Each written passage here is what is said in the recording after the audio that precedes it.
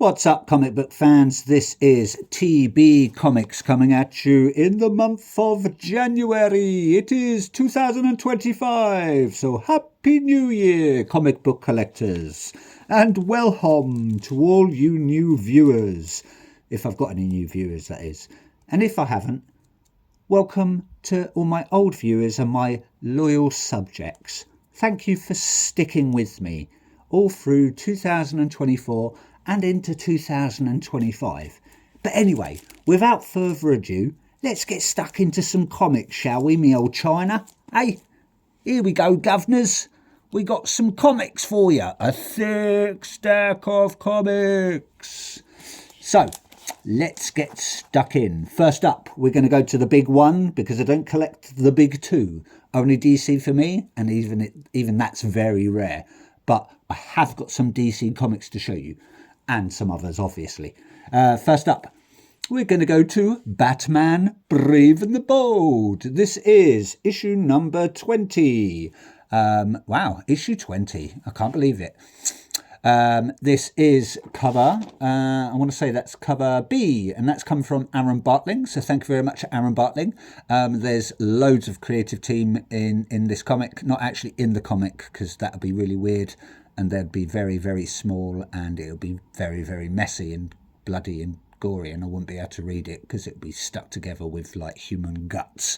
And I wouldn't want to do that to a creative team, really. You know, I like to keep them creating and not stuck in comics, all bleeding. That would be disgusting.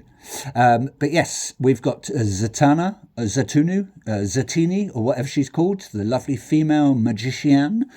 We've got Batmite, who I don't know a lot about. I don't know much about Batmite because I don't think I've ever read a comic with Batmite in. So I'm not sure if he's a villain or if he's sort of like a anti-hero, or he's just an annoying little fourth dimensional imp, just like Mr. Mixlipixlix, whatever he's called. But yeah, he's looking very happy there. Zadhan has just pulled him out of a magical hat by his earlobes, or his antenna, or whatever they are, by his little pointy bat ears. But yeah, they're both looking happy. So maybe they're doing a nice little performance for someone. Maybe Batman's in the crowd watching them. And maybe The Flash and Wonder Woman and all those people. But yeah, can't wait to get stuck in. Not sure if they're all new short stories, or I think some of them are continuing on. But they rarely go up to like four issues. But a lot of them are one shots. So it's quite nice. Quite nice, just for a little bit of light reading when you don't want a long story to drag out. Next up, we have, well, yes, let's have this one. DC Horror presents, it doesn't actually say what it's presenting. I'm assuming it's presenting this. Two Tales of Terror. We've got Batman Buried Alive and Adam Strange's Armageddon. Ooh, sounds spooky, sounds very horrific. Don't know what's going to happen, but this is issue 3 or 4, so we've only got one more to go. We've got Wonder Woman there, old Diana of the Mascara, being bound and tortured by some wires. These have got to be some special wires, haven't they, to bind old Desmond there, old Wonder Lady and her territorial beings. But yeah, she's not looking very happy. It looks like she's aging as well. Her eyes are bulging. The wire looks like it's cutting into her flesh. But yes, this is coming from the creative team such as Francesco Francavilla and Patrick Horvath. And you can't go wrong with a bit of Patrick Horvath. He, I believe he wrote or created, I want to say, Beneath the Trees Where Nobody Sees. And if you haven't read that, read that because it is amazing, and hopefully they're going to do another run of that. But anyway, back to this. That is cover A, coming from Tyler Crook, because I do like these covers. A bit of superhero torture there. Next up, I'm going to go through these quickly because it's a whole run, so I don't want to dwell on each comic for too long.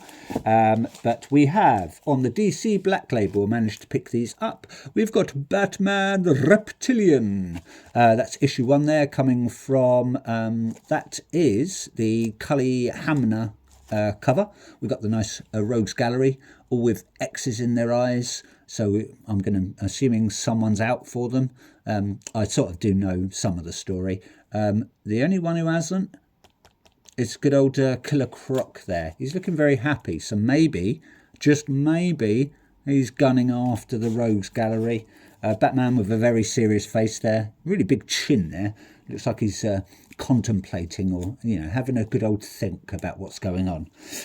It's come from Garth Ennis and Liam Sharp, so thank you very much, creative team. We've got issue 2 there. Old Batman just hanging on in some sort of alley maybe in Gotham, or it could be in Bloodhaven. You never know. He might venture out a little bit. We've got issue number 3 there. We've got Batman protecting the Joker. Who'd have thunk it? Who'd ever thunk it? Batman protecting the Joker. He's not looking very happy there. Looks like he's bleeding, so I think something's attacking him. Maybe in a is it called a arboretum or something like that? I can't remember what they call it. Maybe it's Kew Gardens. I don't know. Who knows? There's issue number 4 there. We've got Batman dredging his way, dredging, I would say. Dredging his way is probably not even a right word, through a sewer filled with skulls. So it looks like someone's been having a big human feast of flesh. But yeah, Batman, it doesn't bother him. He can go through a stinky sewer if he wants. Nothing's going to stop him unless the sewer got narrower, and that would stop him because he can't shrink, can he? You know what I mean? He's not like Ant-Man or something. Disney scum. Next up, we've got issue number no, going wrong way. That's issue number 5. We've got old Batman there, looking very happy there, gritting his teeth. Maybe he's in a battle with this weird beast. He's got many eyes, 4 eyes there, big 4-eyed beast. And we know that Killer Croc doesn't have 4 eyes, so it's probably not Killer Croc. It looks like he's in his Batmobile or in his Batplane. Must be very small Batmobile if he's doing that in the sewers. But who knows? Who cares? I do, because I bought it and I want to read these. But last one of that series, we've got Batman again there. It's all about Batman. Batman's the best. He's all right, he's a pretty cool detective, isn't he? You know what I mean? But he hasn't actually got any major powers. He's holding some knives there, which is unlike Batman because they don't look like bat knives. Looks like he's being ejected out of his Batmobile there into the gaping maw of some beast. I don't think Killer Croc normally has that many teeth, so who knows? Anyway, next up, coming from Oni Press. This is the Autumn Kingdom, coming from Cullen Bunn and Christopher Mitten. Thank you very much, creative team. This is issue number 4. Not sure how many it's going to go up to, possibly 6. Maybe 12, but I reckon it's going to be a 6-issue run. Normal A cover, I believe, and that A cover is coming from Christopher Mitten. I just want to make sure. Yes, coming from Christopher Mitten, cover A. So thank you very much, creative team. Thank you very much, Mr. Mitten. Not the mittens that you put on your hands, not gloves. No, not with a bit of string that holds them together so you don't lose them when you're a kid, and they all soak up the snow juices. And you probably, if you're a kid, you probably try and suck the snow juice out of your wet mittens like some weird mitten sucking child. But yeah, people used to do that. I remember it. Snow. What's that? Don't see any snow. It's practically the tropics in the UK. Next up. Also out on Oni Press, but under the EC label, we've got Epitaphs from the Abyss, we've got Terror, we've got a full moon, and where there's a full moon, there's a werewolf. Here he is, drooling away, stalking this unsuspecting farmer. Or maybe it's the other way round. Maybe it's the wolfman running away from the farmer, because he means business. He's got a lantern, he's got a shotgun, he's looking out into the wilderness. Who knows what's going to happen? Short stories, all about terror. Just been reading E.C. Cruel Universe. Really liking those. That only went up to, I think, 5 issues. But yeah, really nice short stories. Good bit of light reading if you don't want something really long and continuing. I believe this is coming from Jay Stevens. And it's the very nice homage cover. Do like these covers, and the black and white ones. I believe that's the 1:10 ratio there. Next up, out on Boom Studios, we have Hello Darkness, my old friend. But this is Christmas Darkness. It's a nice little variant, nice little play on the holiday one, just like they did a Halloween one as well, which is very nice, little rare cover there. Not super rare, but you know, it's one that people will probably grab a lot of. Really like this cover. That's coming from Mr. Oz, and it's the holiday variant, and that is cover D. Oh, not Mr. Oz, Dr. Oz. Eh? You've got to be a doctor if you're going to make all these sort of really cool claymation-y sort of, what are they called? Dioramas, maybe. I think that's what they're called. But we've got some evil-looking Frosty the Snowman. No carrot for a nose, though. Maybe this person stole it, and that's why he's eating his guts. We've got our sort of main woman there. She's on the front of every A cover. She's just decorating the Christmas tree, all casual. And this looks like one of Santa Claus' helpers. He ain't going to be helping anyone anymore, is he? Not unless Santa Claus comes along and works some Christmas magic. But I doubt it. I think he's doomed. Yeah, there's all his guts in his mouth, and there's someone looking a bit shocked in the background. She's quite nonchalant about the whole thing. Next up, we're going to go to Image Comics, one of my favourite publication houses, I want to say, or whatever you call them, but do like things that come out on Image. We've got Hornsby and Halo, issue number 2, part of the Ghost Machine and the Family Odysseys series. We've got Hornsby there looking very happy, all aflame. We've got Halo there. He's just he's looks like he's standing on or sitting on one of those sort of cemetery sort of gates that you see in America. We don't have cool things like that in the UK. But yeah, we've got lightning. We've got a house in the background. He's looking very serious. So maybe he's like the serious one out of the two.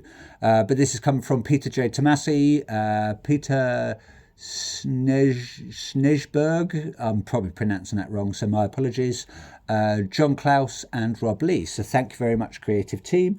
And that cover is coming from... that's Gary Frank and Brad Anderson. So thank you very much, you lovely, lovely artists. So amazing. I wish I could draw like this. I love it. I probably maybe could if I had time or had the patience. I used to like art when I was a child. But yeah, I just prefer looking at other people's now. Next up, we have Geiger, also out on Image Comics or Image Comics. This is issue number 9. I think it's going to go up to about 12. I'm not sure if we're still on the first arc or the second one, but we've got Geiger there, looking very radioactive, all glowing. I wouldn't get too close to him because you'll get some sort of disease or like illness. So yeah, stay well away. This is the nice connecting variant coming from Yannick Paquette and Brad Anderson, cover C. So thank you very much. Creative team such as Jeff Johns, Patelier, Gary Frank, Hennessy, don't know first name, same as Patelier, not sure first name, Kaliz, not sure first name, Brad Anderson and Rob Lee, I'm guessing. It's missing all the first names, so I've got to do a bit of guesswork there. And last but not least, well, it's last and it is least because I'm not reviewing anymore after this one. We've got Redcoat, issue number 8. Again, part of the Ghost Machine series, part of the Unnamed, coming from Jeff Johns, Brian Hitch, Andrew Curry, Brad Anderson and Rob Lee, you busy bunch of comic book bees. We've got Geiger on the front with his arsenal of pretty futuristic guns. From what I know, he time travels and meets a lot of famous people. Heard very good things about this. Same as Rook, same as Geiger. And that's the nice connecting variant there, if you can see that. I don't know if the camera's picking it up very well, but they do join. A couple of those connecting variants, they look pretty cool when they're connected, obviously. Hope they don't disappear when I connect them like Tetris. If I have more than 3 in a row, one disappears maybe, or the whole lot just vanishes. Let's hope not.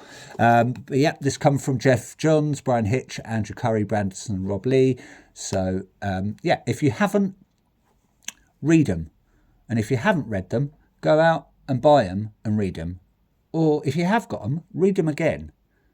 Because why not? They're not going to vanish like Tetris blocks, are they? So well worth it.